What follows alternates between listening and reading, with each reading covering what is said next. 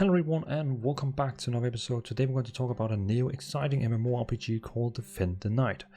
Defend the Night is a dark fantasy MMORPG currently in development for PC. With unique leveling and progression system, it strives to break the mold of the current MMO genre and replace the stale grinding and dual quest with exciting, event-driven gameplay.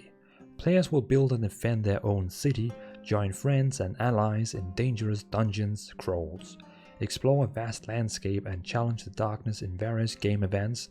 Choose from 11 player classes and many talent points to build a unique and specialized champion. Defend the Night aims to blend the classic MMORPG elements with many exciting new options for player progression, including both PvE and PvP experience, free from the annoyance of pay-to-win mechanics. Power must be earned through valor and combat in this dangerous world. For players who thrive on competition, robust leaderboards will all allow each champion to strive for greatness among the realm's best. Darkness awaits, so grab some allies, ready your defense, and prepare for battle. And one of the key points they have on the website first of all is engage in quests that matter, adventure in a dangerous environment, participate in a challenging leveling and diplomatic system, support or lead your city to battle against infringing evil. So, this sales speech, that guy who wrote this, you are pretty good. You are really good at that. You should definitely write my CV on my LinkedIn or something. That text was excellent. That really sold me. If the game was out now and I just wrote that, was reading that text, I would buy the game without just thinking. I would just buy it. It sounds so amazing, that text. So I just saw the text. It actually said that the game is going to have 11 classes, and I was just peeking on the website and I saw it has also 4 races at the moment. Who knows, maybe it will come more, but at the moment the website has 4 races, 11 classes. The first class is called the Cleric. Cleric are priestess of holy light. They are masters of healing their allies and vanquishing demonic forces, one of the ultimate group supporting classes. The Cleric is the best choice for players that prefer a healer role in group combat with focus on healing and perseverance. Also, the next one they have is the one called Shadow Knight.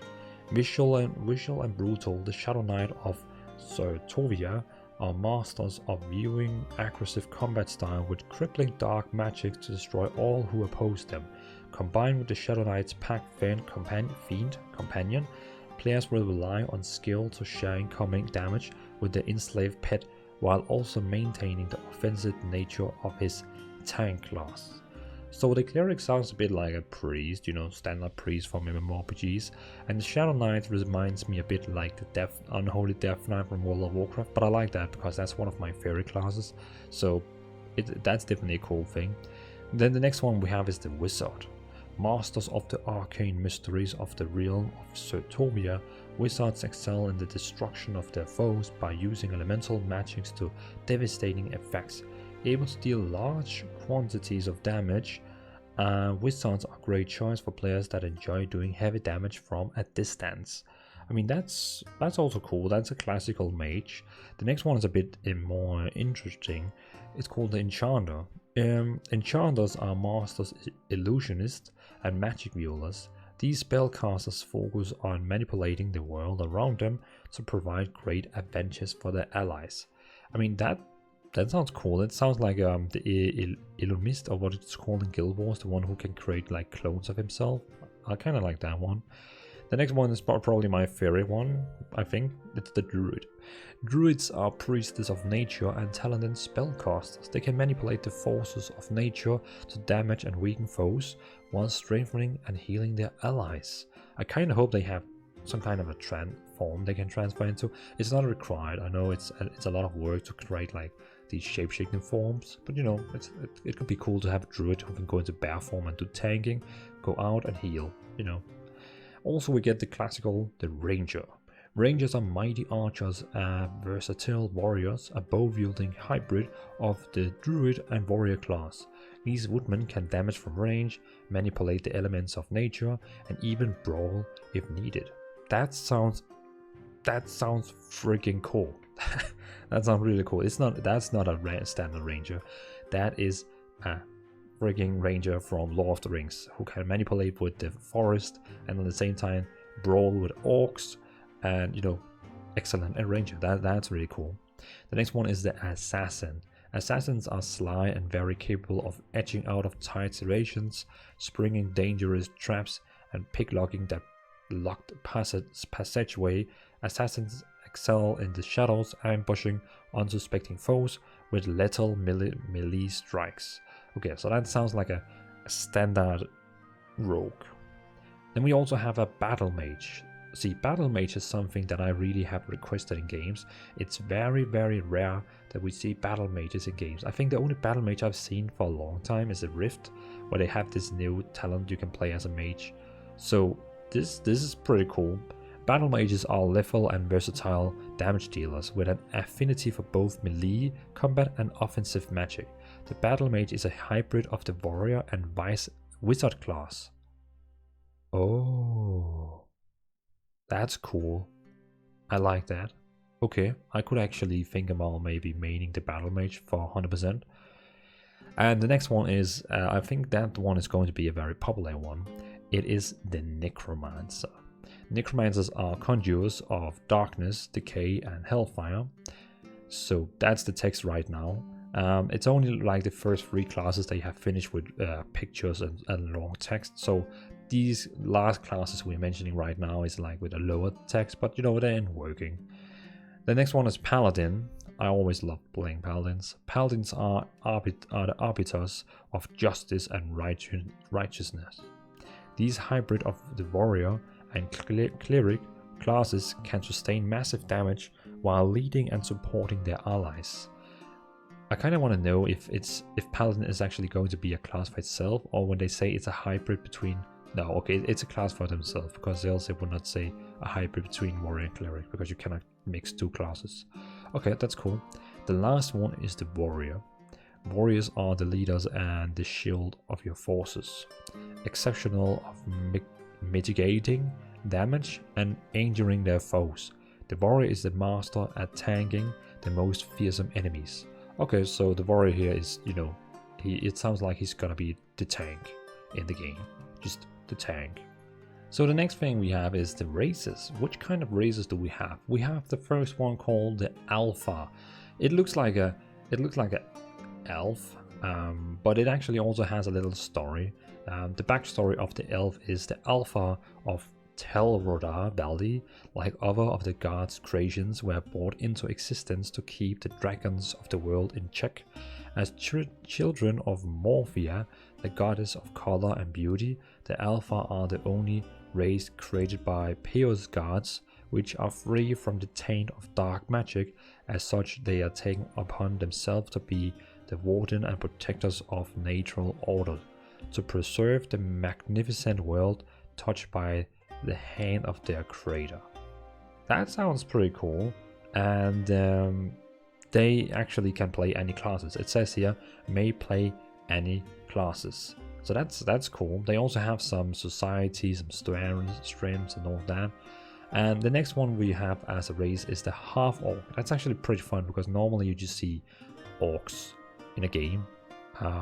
But this time it's actually a half-orc. And in addition to the race before them, the half-orc managed to establish a foothold in Certovia. After mixed breeding between the orcs and the humans, the half-orcs eventually replaced most of the orc population. Orcs themselves were created by anomalies caused by the practice of dark magic. Not all things created by dark magic are pure evil.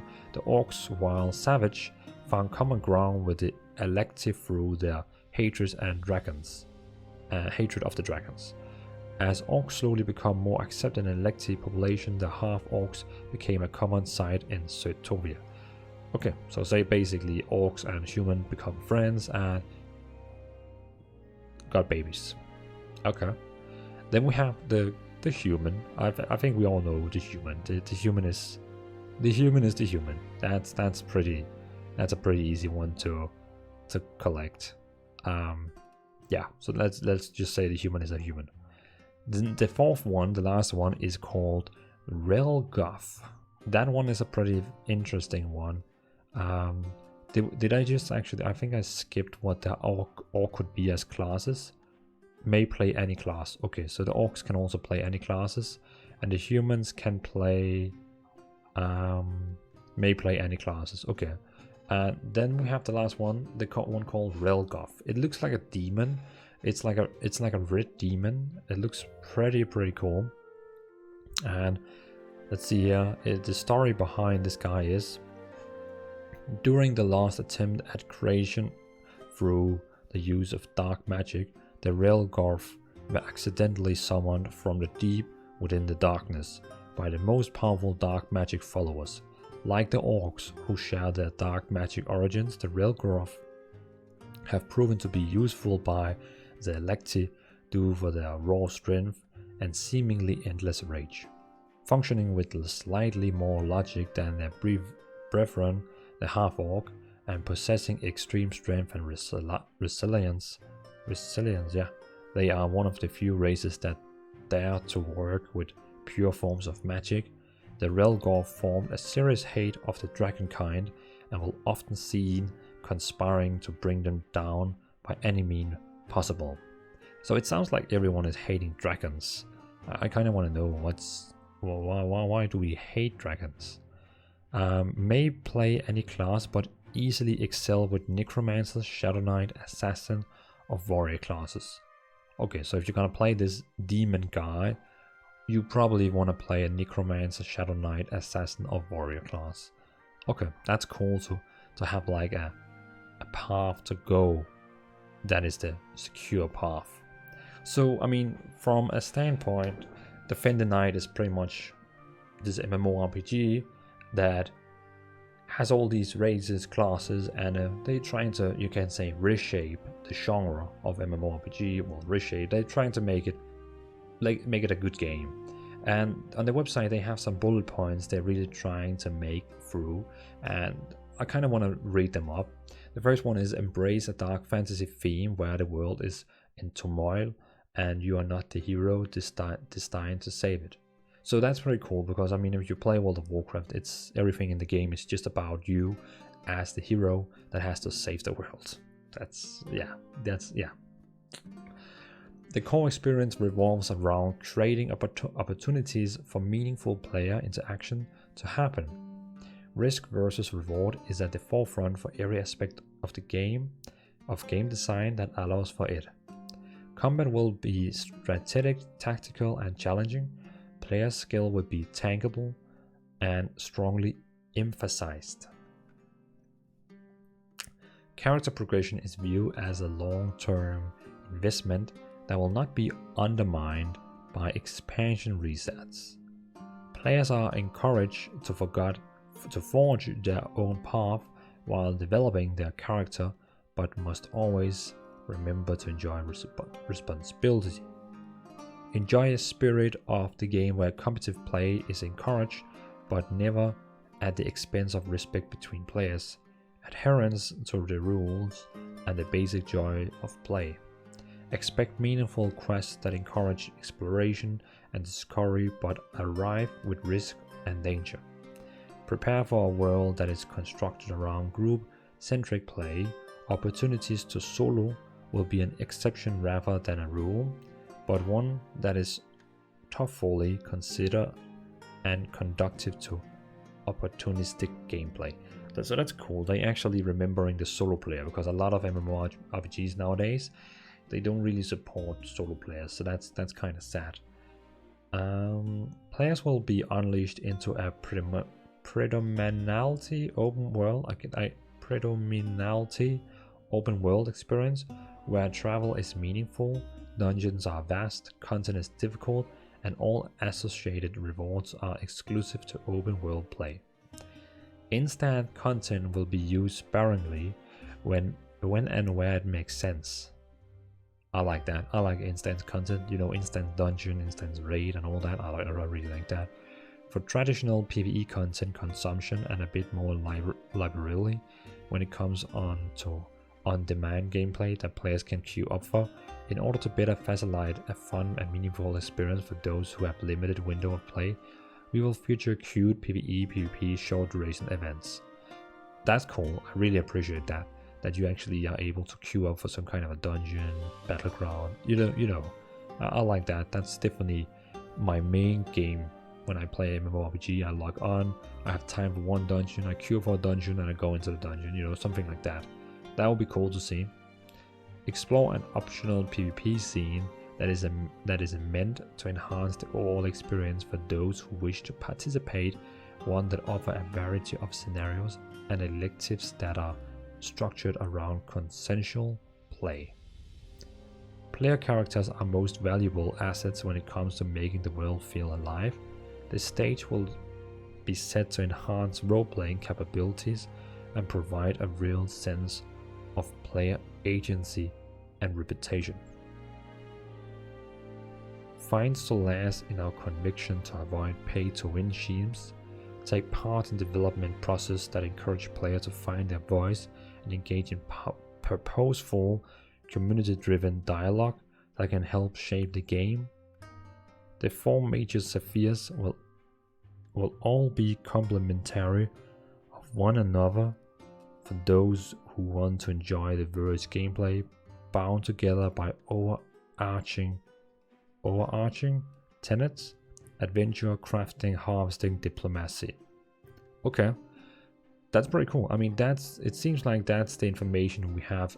Well, on the website itself, that's the information we have at the moment, and they also have some trailers about the game where they actually have, they have some small trailers about the game where they show some gameplay, and they show some new gameplay videos, and they also have a teaser where they show off the game, and all in all, it's actually pretty cool.